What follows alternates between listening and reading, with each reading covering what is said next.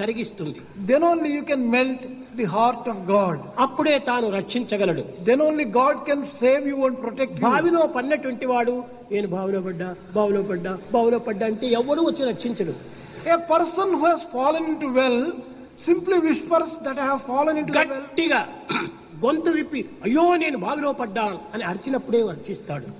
When he calls out loudly, I have fallen into the well, save me, someone can come and అనగా protect you. తన యొక్క కీర్తన అనేటువంటిది సమ్యక్ ఒక అభిమానం కానీ మమకారం కాకుండా లేకుండా విచ్చలవిడిగా పాడాలి. Whenever you are singing in Sankirtana, you should sing freely without any inhibitions whatsoever. ఇచ్చిండేది ఎందుకోసం? Why has this మూతిని ఇచ్చేది ఎందుకు తెలుసా?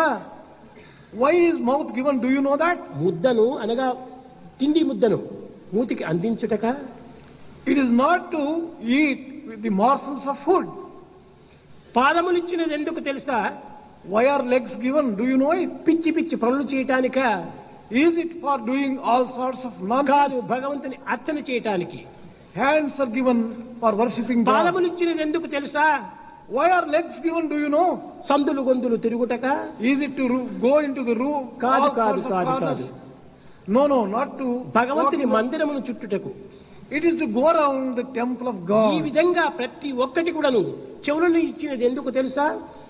The same thing is true of every limb. Take for example, ఊరివారు ears. శుద్ధులు అందు.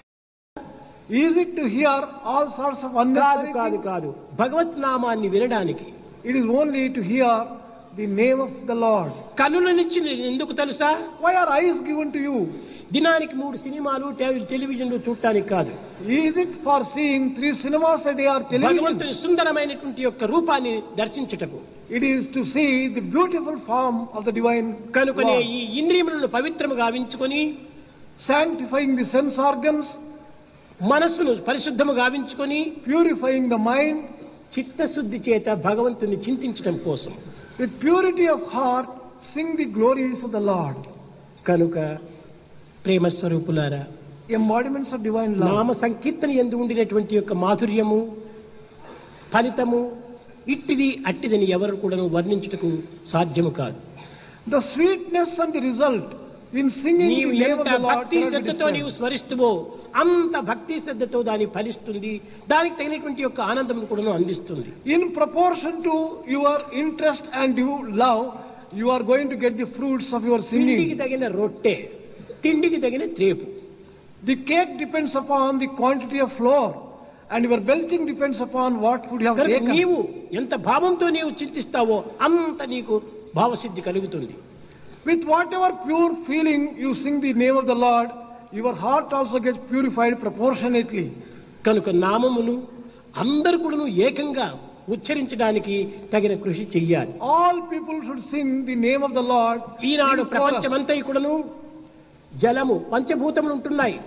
జలము, పృథ్వీ, శబ్దము, అగ్ని, వాయువు ఇవన్నీ కూడాను మలినమైపోయినాయి.